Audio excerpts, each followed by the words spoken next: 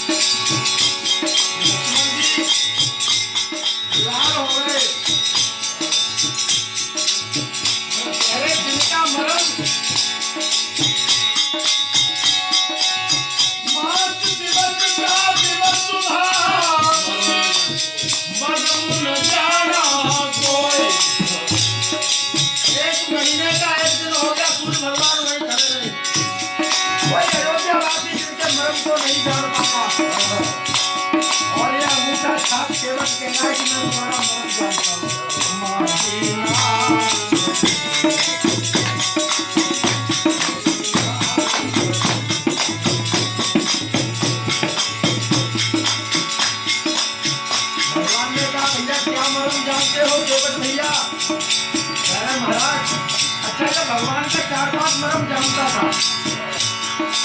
मुनि वशिष्ठ और सेवक दो ही नर रूप में थे वो जानते थे कि ये साक्षात भगवान है, ब्रह्मा है, और तीसरा कोई नहीं जानता। वशिष्ठ को ब्रह्मा जी ने बताया था कि पांडित्य कर्म करते रहो, स्कूल में जगत पिता आने वाला है। और सेवक पूर्व जन्म का उसे याद थी, जब यह कछुआ था क्षीर सागर तो मालूम था कि भगवान बोले महाराज मैंने सुना है कि आपके चरणों की जो रज है उसमें कोई करामात है। करामात क्या चरणों की रज में, करामात क्या उनके चरणों की रज में, जागर के गौतम नारी से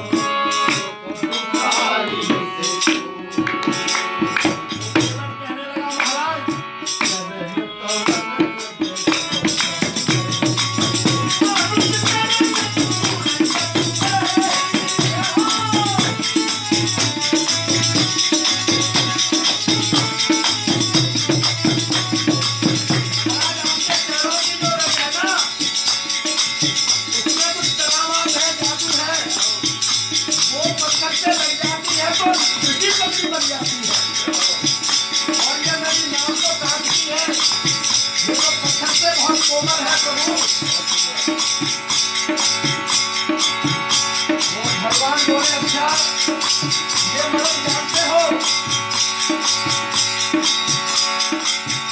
सेवक कहने लगा प्रभु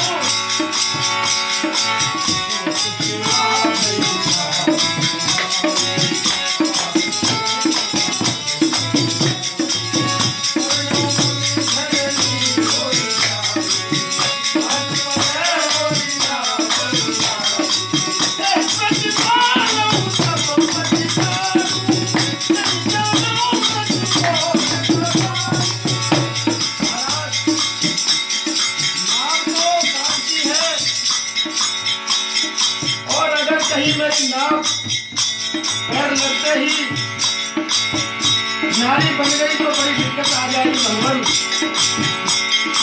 और जब बदला की लड़की नहीं बनेगी ये तो ऋषि पत्नी बनेगी, ऋषि नारी बनेगी। अगर मल्लाह की लड़की बने तो चलो मैं दो को रख भी लूं, एक घर में एक ही हाथ है, लेकिन ये तो ऋषि की पत्नी बनेगी, उसे कौन संभालेगा।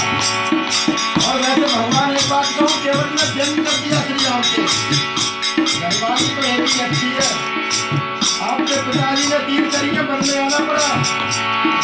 लक्ष्मण जी को लाल ताजे हो गए, गुस्सा आ गई, अरे क्या बोल रहा है केवल। भगवान मुस्कुराए, बोले बोलने दो। अच्छा केवल वही बैठा है नाम में, ना दंडवत किया ना प्रणाम किया, अकल के बैठा है चौधरी में। और भगवान खड़े हैं, वहीं बैठे बैठे जवाब दे रहा है। लक्ष्मण जी का क्रोध बढ़ता चला जा रहा है और बोला भगवान मैं इसी से पूरे परिवार का गुजारा करता हूँ, दूसरा कोई काम मुझे आता नहीं है। ये त्रेता की मर्यादा थी महाराज। जो जिस कुल में जिस जाति में जन्म लेता था अपना ही कर्म करता था। ये नहीं है कि पंडित जी कपड़े की दुकान खोल के बैठे हैं, नहीं।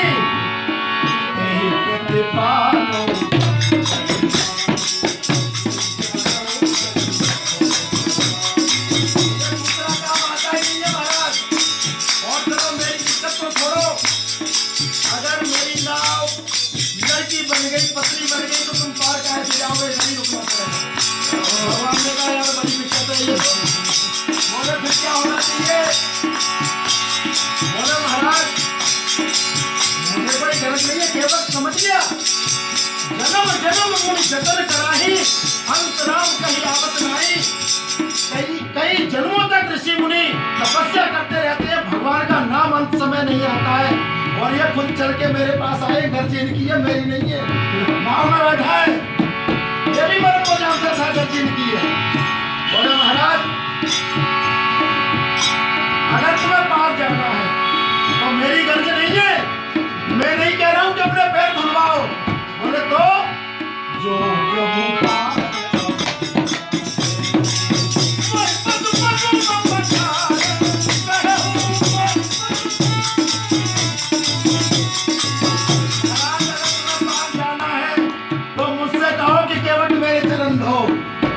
अगर तुम्हें अवश्य पार जाना है, नहीं तो खड़े रहो, मैं नाम नहीं लाऊंगा।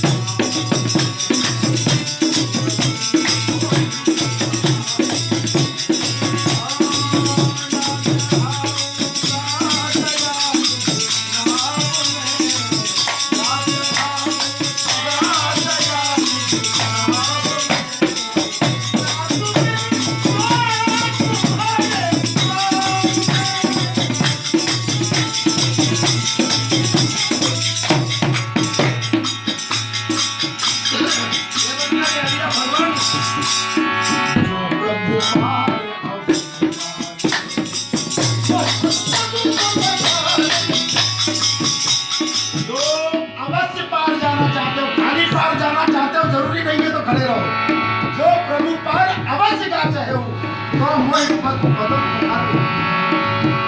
मैं बैठा हूँ गाँव में। और सुनो महाराज, कहीं तुम सोच रहे हो मैं लालची हूँ, उतना ही मांगूंगा, नहीं मांगूंगा।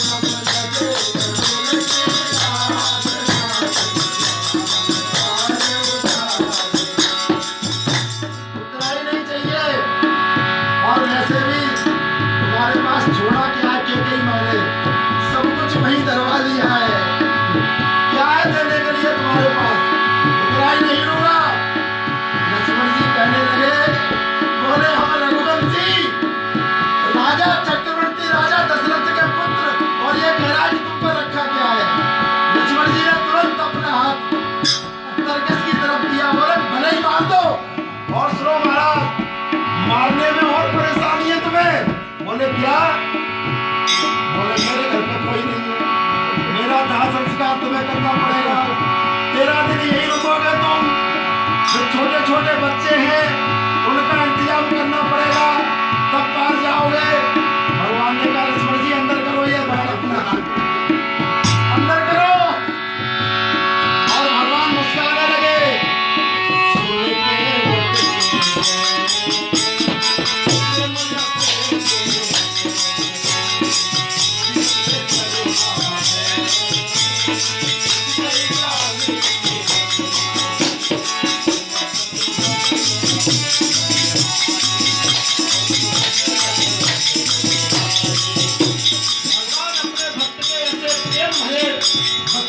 मुस्कुराए।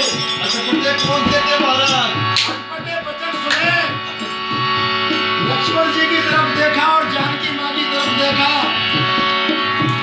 बोले जिन राजा जनक ने अपनी पुत्री हमें दी है, उन्हें केवल अंगूठे का नाखून धोने का सौभाग्य मिला है, और ये कह रहा है कि दोनों पैर धुलाओ।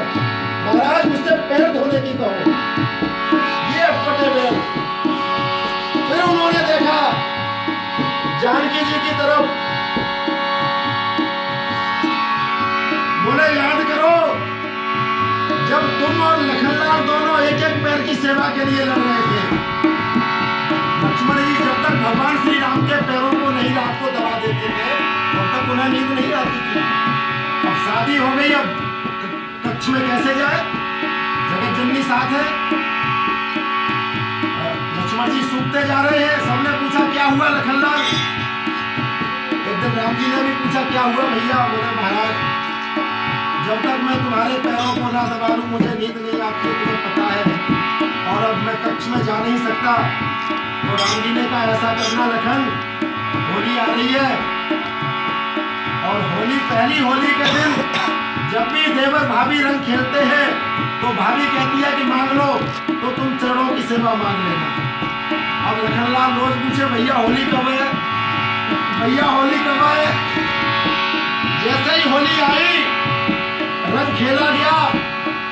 सीता माँ ने कहा लक्ष्मण जी से मांग लो भैया, जो चाहिए वो मांग लो। लक्ष्मण जी ने कहा माँ मुझे प्रभु राम के चरणों की सेवा चाहिए। जैसे ही सीता माँ ने सुना पछाड़ खा के गिर पड़ी, रंग में भंग पड़ गया। राजा दशरथ जी कहने लगे ये क्या मांग लिया तूने बहू से, क्या मांग लिया? और लक्ष्मण जी डर के मारे थर-थर कांप रहे हैं। बोले पिताजी मैंने तो ऐसा कुछ मांगा नहीं है, मैंने तो सिर्फ प्रभु राम के चरणों की सेवा मांगी है। हाय हाय मछली पूरे भवन में। अब क्या हो, अब क्या हो? राम से ही भगवान से पूछा गया। उन्होंने कहा ऐसा करो जानकी के कान में बोल दो कि एक शरण की सेवा तुम करना, एक की मैं करूंगा।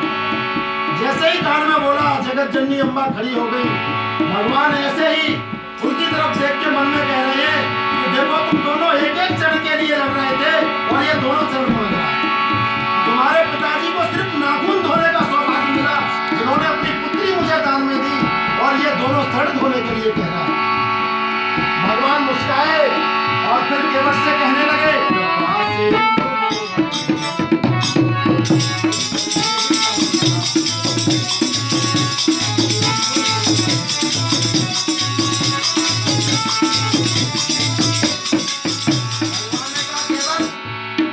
वो ही कर जिससे तेरी नाम नहीं जाए। बोले महाराज मुझे समझ ही नहीं आ रहा क्या कह रहे हैं। ये पहेलियां मत बुझाओ कि वो ही कर यही कर, सूदी कहो तो सूदी कहो हमसे। तो भगवान ने कह दिया केवट से, क्या बोले, बेगियान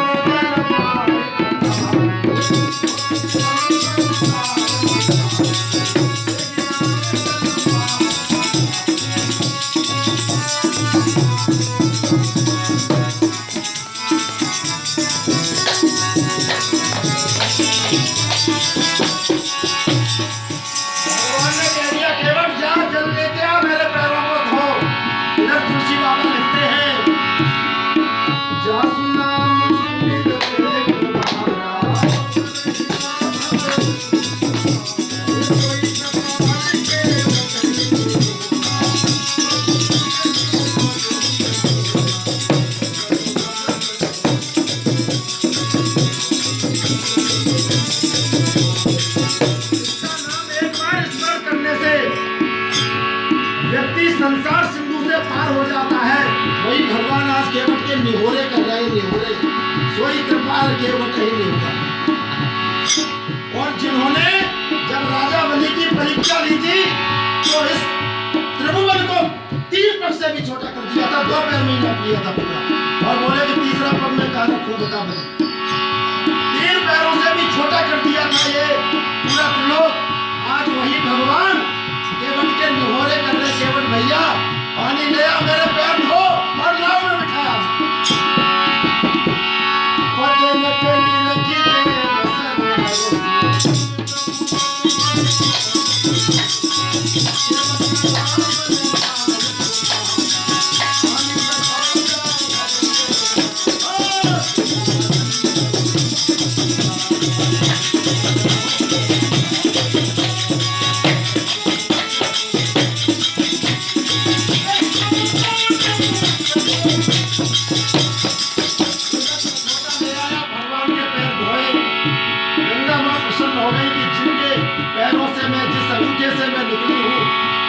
दोबारा उन्हीं के मुझे दर्शन होंगे, उन्हीं के चरणों का सौभाग्य मिलेगा।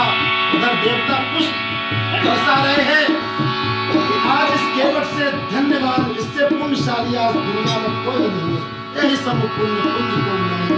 बोलो श्यावर रामचंद्र भगवान की, बोलो भक्तवत्सल भगवान की, बोलो भक्त केवट की।